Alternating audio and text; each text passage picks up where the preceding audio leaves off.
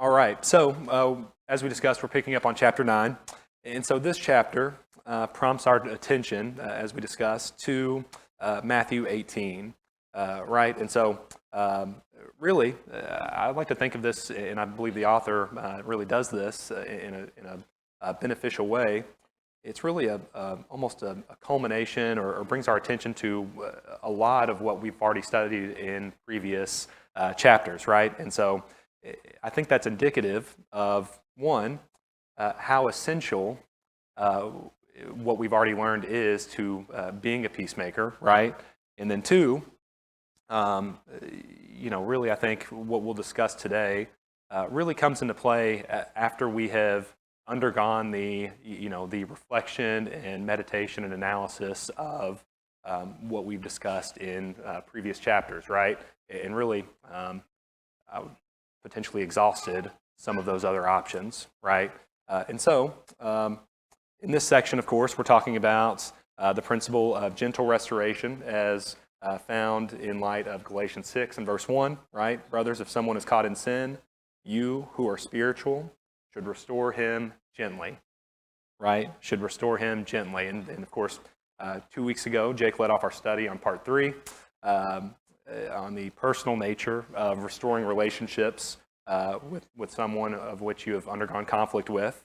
And really went over some questions to consider when we are kind of reflecting on that, right? Such as if and when this is an offense that we can overlook, such as a minor offense or something like that.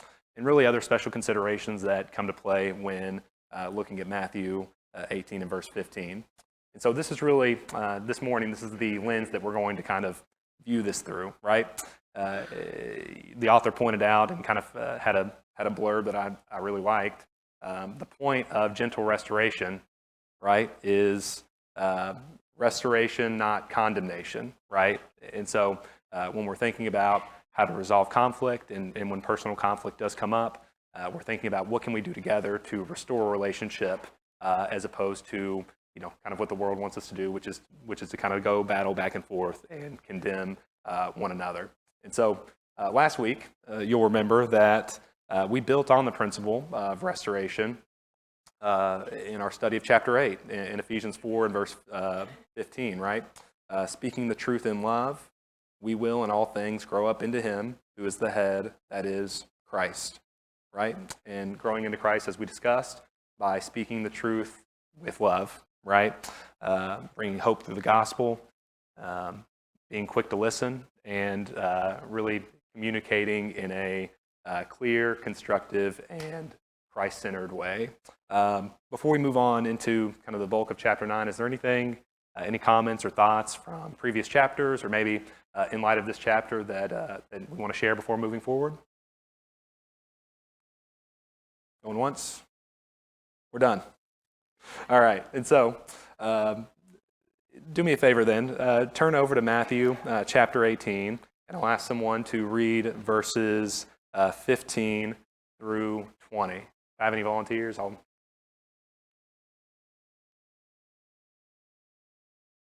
Yeah, Tyler.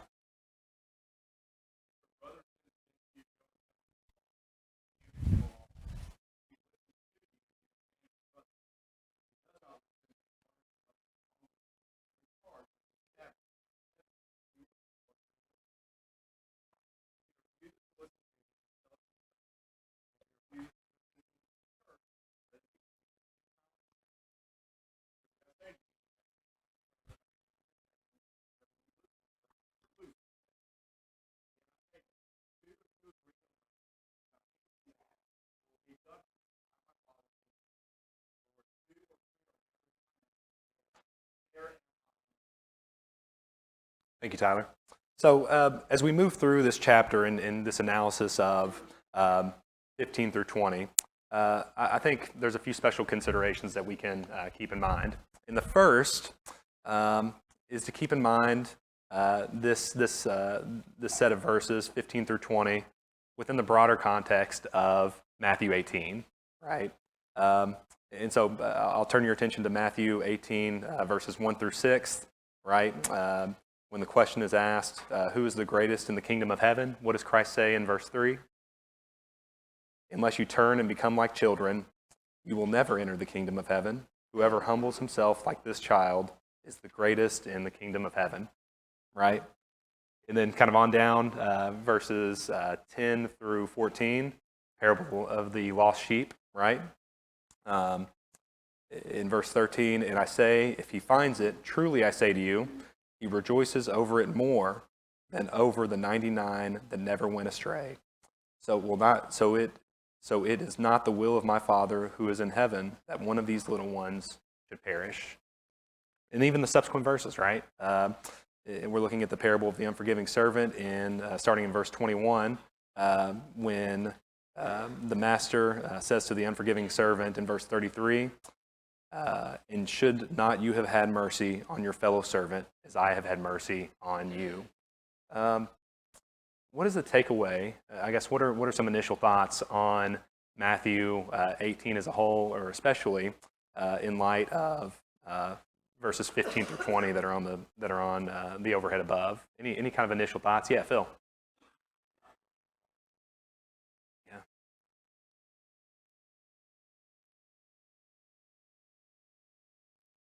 Yeah. God wants us to be saved, and these are the tools that and the instruments that are used that we can make that happen.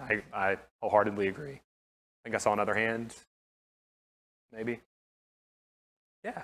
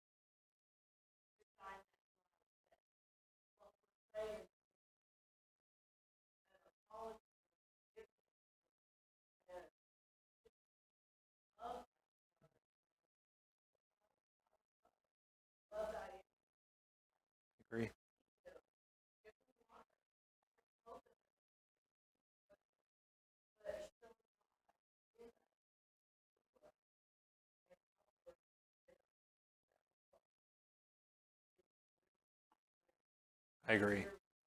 I agree. It's one of the things that I thought of was it really describes the nature of God's kingdom, right? It describes the nature of God's kingdom. Thank you for that comment. And what godly living looks like in light of these particular set of verses. Thank you all. Thank you for comments. Any more comments?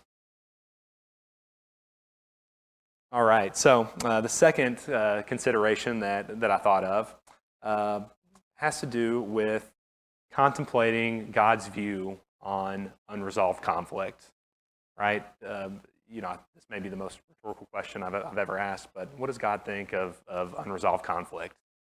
He doesn't like it. We don't like it.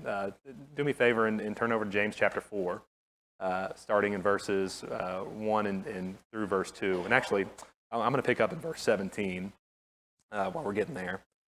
Verse 17, but the wisdom from above is first pure, then peaceable, gentle, open to reason, full of mercy and good fruits, impartial and sincere.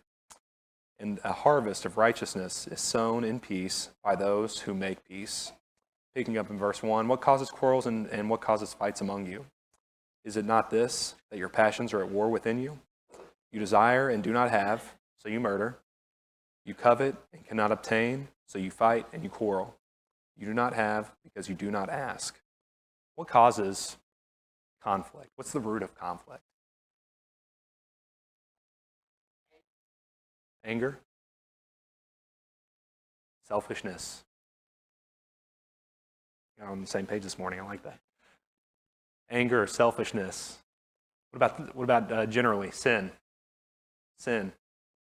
Our sinful desires, our lack of faith, our lack of trusting God with our conflict in God's way, right? All factors and contributors to unresolved conflict, and really shows and sheds light on God's view of that, right? And so that's one of the other things that I thought about and the author hit on as we started off on chapter 9. And the third thing is,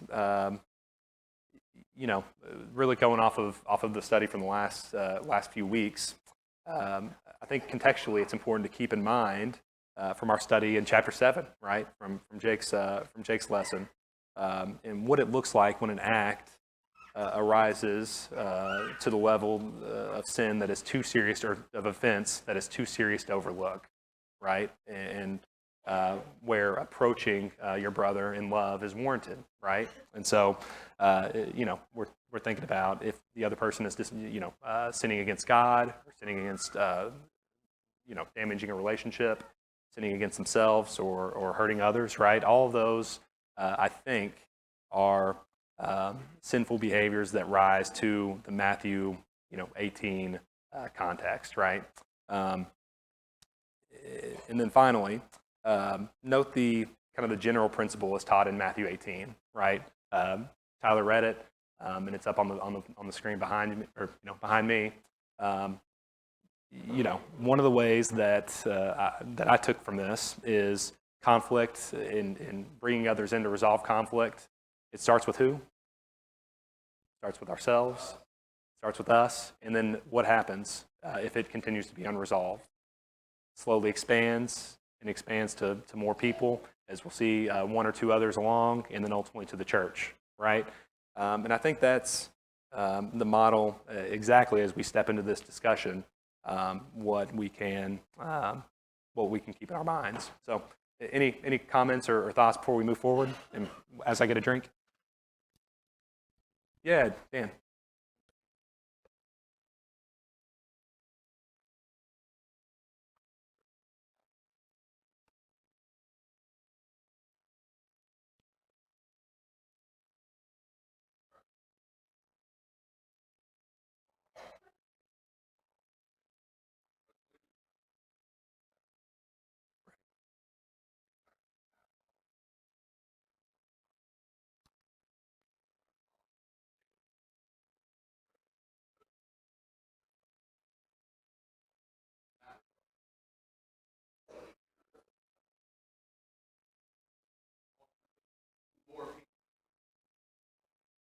Right. Agreed. And taking that with the seriousness and the seriousness that it deserves. Yeah, a great point. Thank you. Yeah.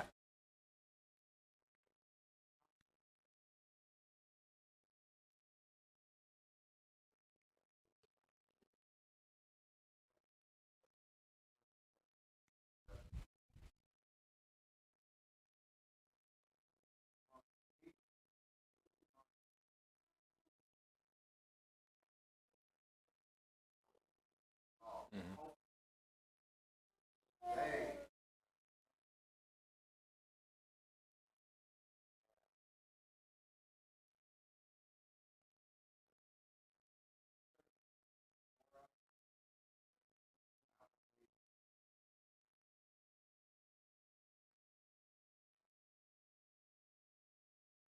Yeah, that's a great observation. I often wonder what the to your point, the method, or the one of the reasons that the church, when the church thrives is when it helps, and it is a cornerstone to resolve conflicts like this, right? And I think there's multiple passages that we've discussed in previous lessons that have gone over that as well. So no, I think that's a great observation. Thank you. All right. Good deal. Thank you all for your comments. It makes it easier on my voice. All right. So the author goes into, really, he calls it a 5-step process, the Matthew 18 process, right? And the first step in the Matthew 18 process to determine, kind of this progression of unresolved conflict is to make the decision to resolve the conflict unilaterally, right? To overlook and make the choice to overlook minor offenses, right? We've discussed this in previous chapters, but it's my view, and this was what Scott and I were talking about on the way in, Go back to Matthew 18 and starting in verse 15. If your brother sins against you,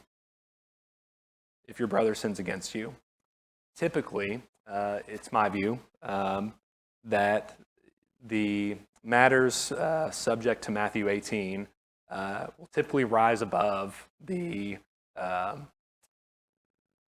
threshold to overlook an offense. In other words, the conflict and the matters in this section, in my view, are more serious offenses that we are unable to overlook, right? And so I still think it's beneficial because to look at this in the lens of overlooking a minor offense, because you want to start that analysis, right? You want to start that analysis, yeah.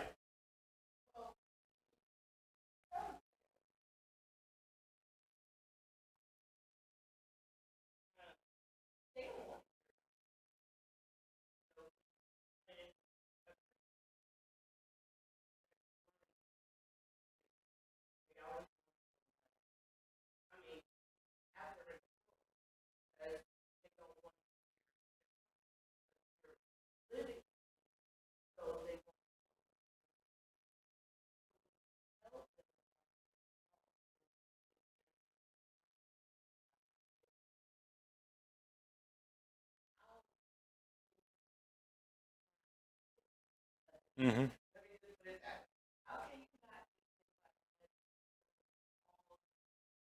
Mm-hmm.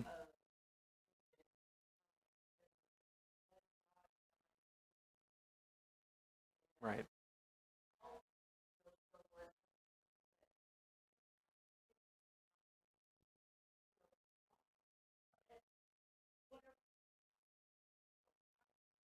Mm-hmm. I agree. That's a question that I think about too, and we'll get there. It's because I think that the author outlines a great illustration of what that what that looks like, and that's something that I thought about as well. Thank you. But I think really to perfect segue into my next point is that really no matter what we want to and what we've learned here is we want to evaluate a situation through the principles really that we've studied already, right? And so, one of the first, the initial questions that were asked when we started the study is how can we use this conflict, how can we use this situation as an opportunity to glorify God and to serve others and to grow to be like Christ, right? Remember our lesson on living in peace, right? What it looks like to be at peace with God, in peace with others, and peace with yourself. And I'm reminded of Christ's prayer to be unified in John 17, picking up in verse 22, the glory you have given me to me, I have given to them, that they may be one, even as we are one. And then picking up in verse 23, so the world may know that you have sent me. Right? The prayer to be unified, right? I think that's the goal. And so no matter if mud, as they say, or is being slung your way, the goal is to be unified in one body in Christ, right? And overall, just to make decisions that that are where you're putting your trust in Christ. And so the second step then is after making a decision whether to overlook a minor offense is, as we discussed, to talk in private, right? To talk in private. Matthew 18 and verse 15, if your brother sins against you, go and tell him his fault between you and him alone. If he listens to you, you have gained a brother, right? That's really the essence of what we've discussed in the last two chapters, right? The goal is what? Restoration, right? It's to gain a brother. And so if you've sinned against someone else, if you've committed an offense that is a sin against someone else, go to the other person and ask forgiveness, right?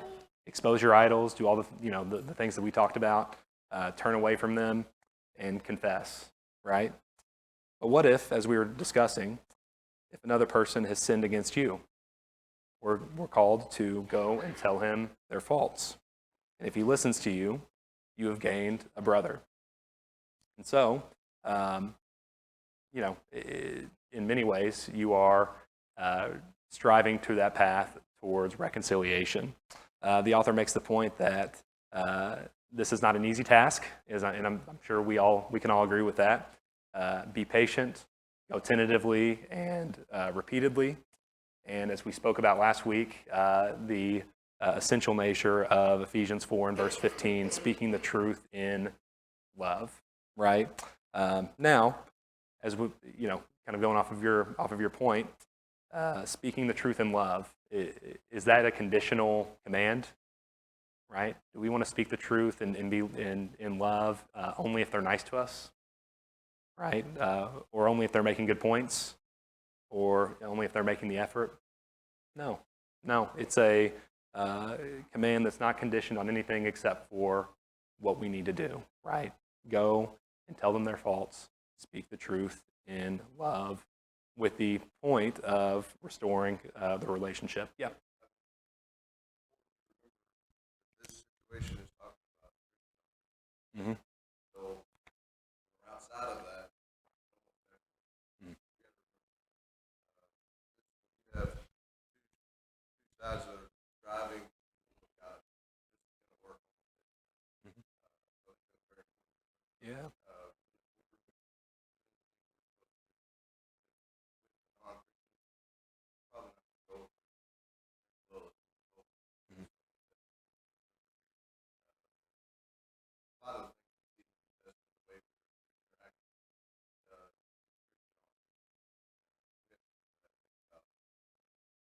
Actually, everything I'm supposed to do, it may not work.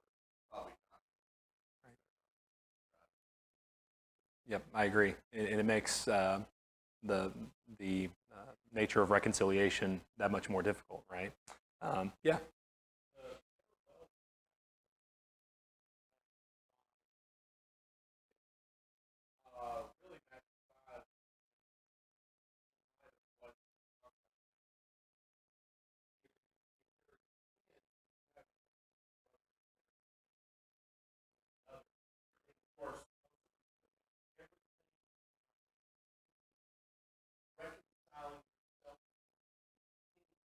Right.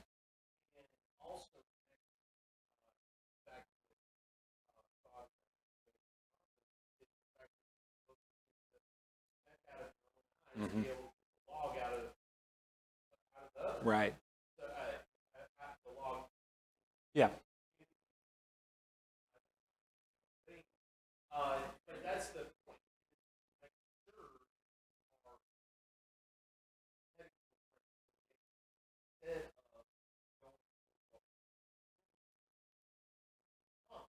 Right. Absolutely. And to I think the author does a great job of describing what that looks like. Really, and even up to this point, right? The fact that we've talked about removing the log out of your own eye prior to talking about restoration, right? A great point. Thank you. Yeah. One more, and then we'll move on.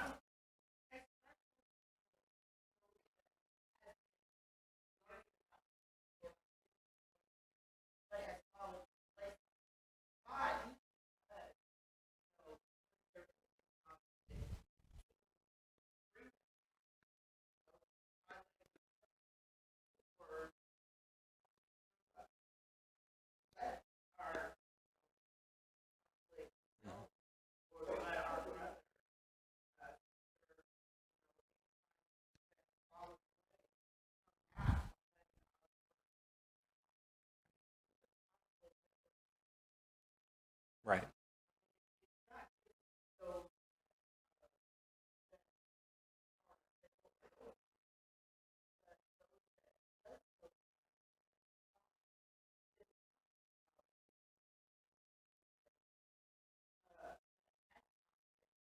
Mhm.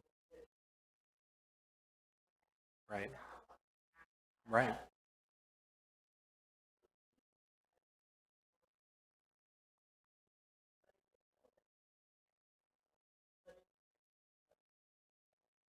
Yep, it's the parable of the lost sheep, right? Yeah, and we'll absolutely get there, and I think that is that context is monumental as we go through these next set of verses. Thank you.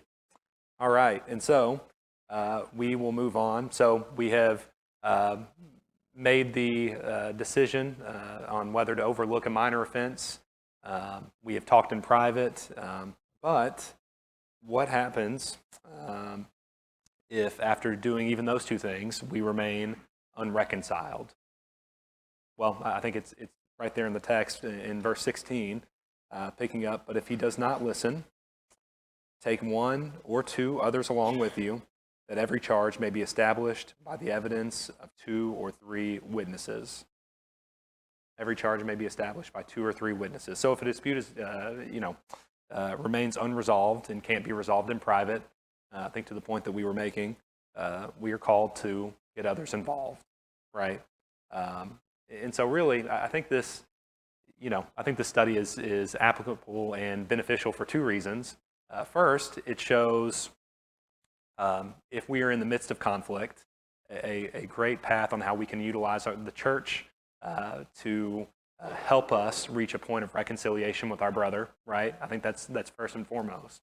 But also, I want us to pay attention, and I think it's right there for us, of what being a reconciler looks like, what being a peacemaker looks like. And so not only if you're in the midst of conflict, this is the command, but also if you are called to come along and witness, what are some of the traits, what is the frame of mind or the state of mind that we want to be in, right?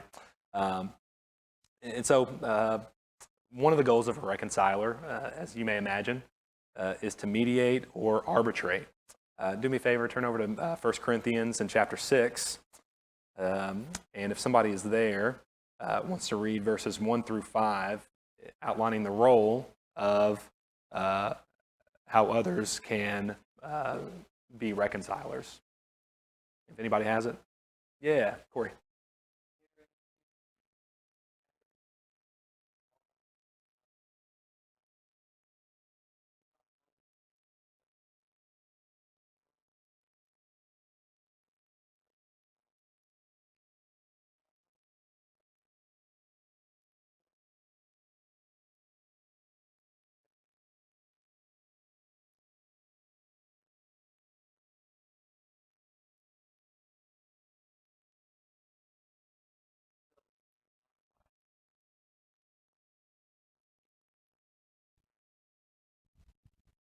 Thank you, Corey. What do we think?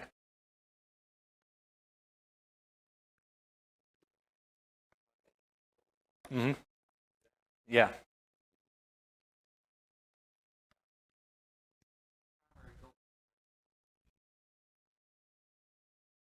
Right.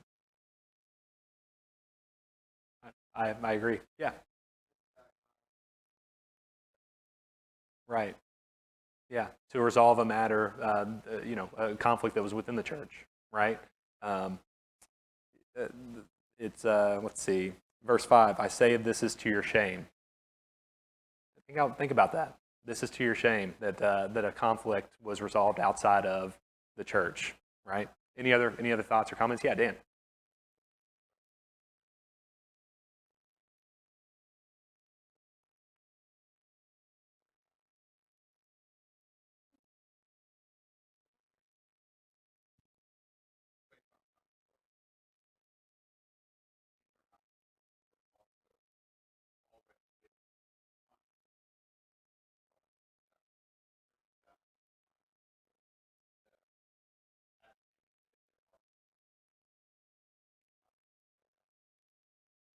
That's a great question. Ooh, I was wondering if somebody was going to ask that. What do we think? Yeah.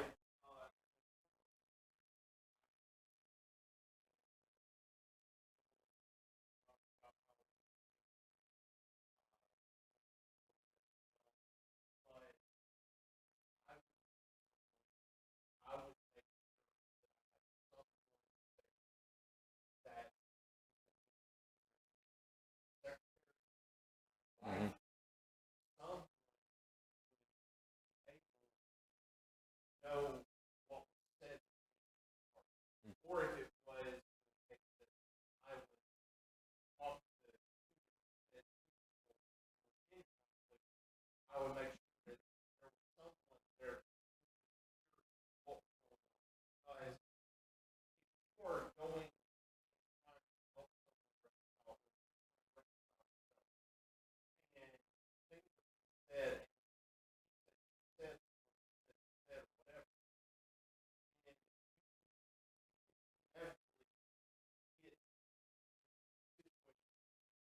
Mm-hmm.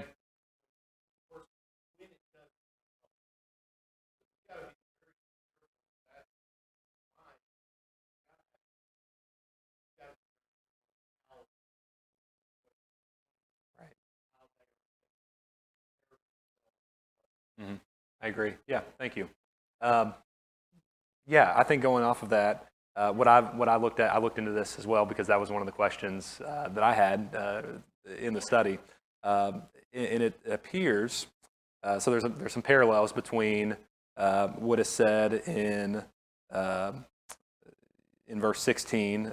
Take one or two others along with you, that every charge may be established by evidence of two or three witnesses. I found a cross reference to Deuteronomy chapter 19. And in the old law, saying a single witness shall not suffice against a person for any crime or for any wrong in connection with any offense that he has committed. Only on the evidence of two witnesses shall a charge be established. And in verse 18, it says, the judges shall inquire diligently.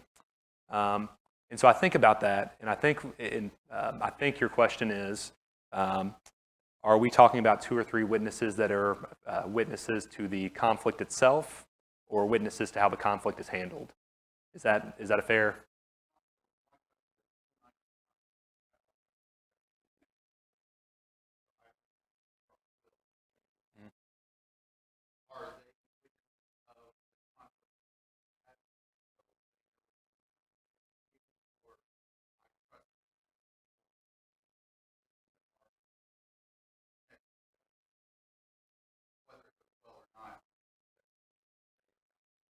Right. Right. That's a great question. I can only tell you my view. I guess that's all what any of us can do. But in my mind, I think about the goal of Matthew 15 and 16, right? Um, and so in the goal of Deuteronomy, the passage of Deuteronomy, it seems that it was much more of a, I want to say like legalistic, let's find out who's guilty based on the evidence of two or three witnesses. Is that what we're doing in this analysis? I don't think so either. I think in this analysis, what we're doing is we are focused on restoring the relationship. And so I would say to that that I'm not sure it would be necessary, in my view, for the witnesses to come along to have been witness to the conflict itself, maybe to what you were saying, but more so, how can we go about restoring each other to God's glory? Um, yeah, yeah,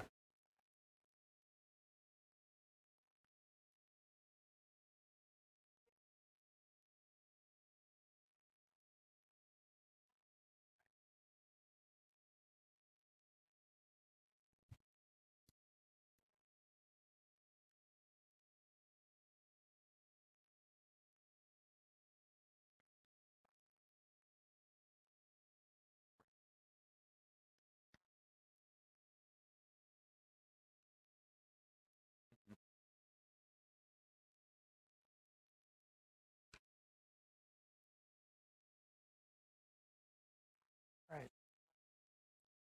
I agree. Yeah, that's a great point. Bill, and then, yeah,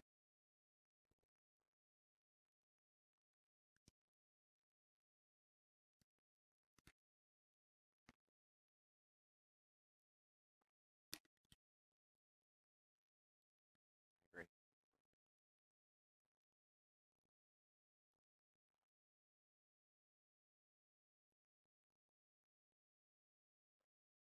Right. Mm, right.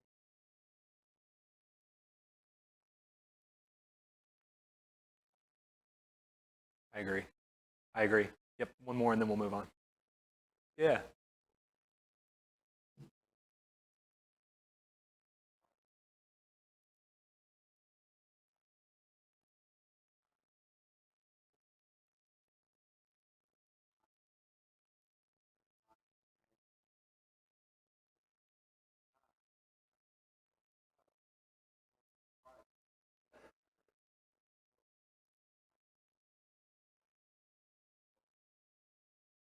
Right. It's the goal is just that, right? growing as believers and restoring our relationship and being at peace with each other and peace with God. No, thank you all very much. And Dan, thank you for the great question.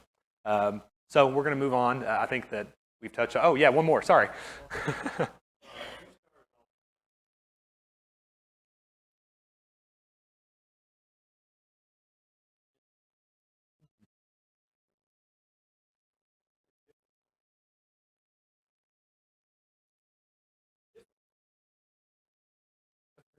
Yeah.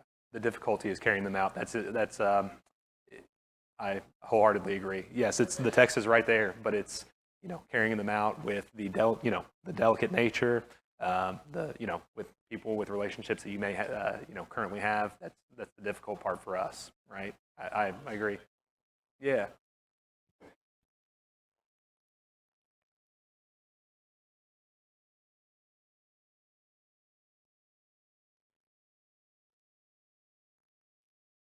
Right. Wait. Yeah. And kind of what we talked about earlier. Wait until it festers. Yeah. Right. I agree. Thank you for that. All right. Very good. And we've discussed this a little bit already, but we'll review. To Phil's point, it is essential to choose your reconcilers, right? And to choose wisely, either by mutual agreement. But I don't think, if we're taking a look back at Matthew 18 and verse 16, that mutual agreement is necessarily required, right? And so, if we're having difficulty agreeing to, as you said, those difficult decisions to involve other people in our conflict, and one person says, I don't want, I don't, for whatever reason, don't think that we've arisen to that point, I believe that we're within our, within the command to do that unilaterally, right? While still doing other things, such as communicate that we're doing so, and keeping our side of, our point of view out of the initial discussion, and doing all those things that will keep them as unbiased with a focus on restoring the relationship. But what if they're still, doesn't listen then? There's still no reconciliation then. Well, then that's where the command in verse 17, picking up, if they refuse to listen to them, tell it to the church, informing church leadership, requesting assistance to promote peace and promote reconciliation. I know that we've got just a couple minutes left, so we'll go to the last slide, which is perhaps the most difficult part in my view, which is if that still does not work and show reconciliation is not achieved, then what are we to do? Picking up in verse 17, and if he refuses to listen even to the church, let him be to you as a Gentile and a tax collector. Treat him as a non-believer, right? Why is this? I guess, what do we think? What's the logic behind this command of treating them as a non-believer? What does that look like? What is? Sorry. What is? If we're called to treat them as a tax collector or a Gentile, I guess what's the benefit to the unreconciled party?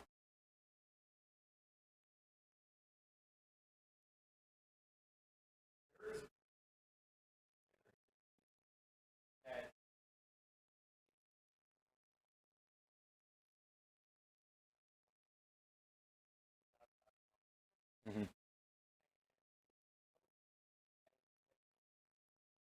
Right. Mm-hmm.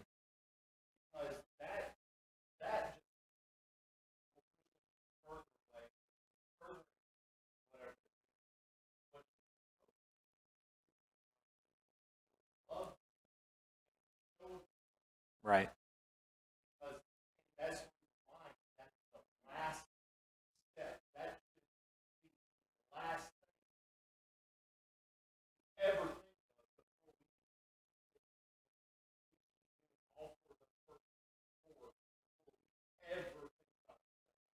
Wholeheartedly agree, and I agree with that as well. And it's an opportunity to evangelize. So maybe maybe not the best, probably a poorly formed question, but I think that's the right answer. Corey.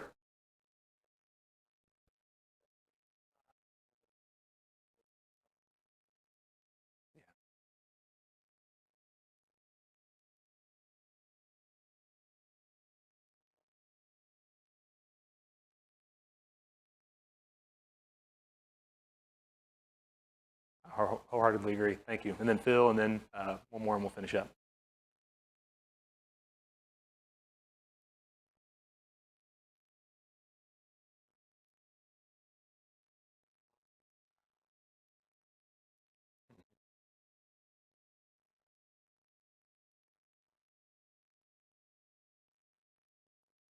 Right.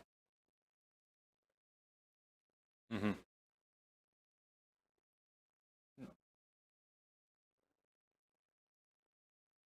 Right. Right. I agree.